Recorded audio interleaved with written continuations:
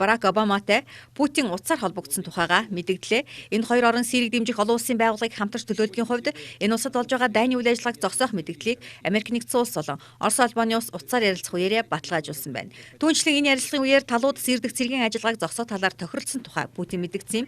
Тодорхойлбол Америк нэгдсэн улс болон Оросын хамтын мэдэгдлийн гол хэсэг болсон болцол дээр үндэслэн Дамаскын цагаар 2 дугаар сарын 27-ны шөнөөс эхэлж Сирийн нутаг дахь дайны байдлыг намжаахаар тохиролцжээ.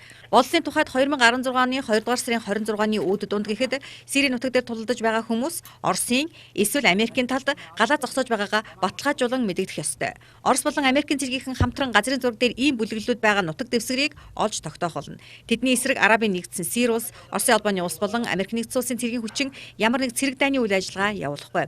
Босгочид юун түрүүнд Сир улсын зэвсэг хүчний эсрэг болон тэдэнд тусалж байгаа бүлэглэлүүдийн эсрэг явуулж байгаа дайны үйл ажиллагаагаа зогсоох ёстой юм байна.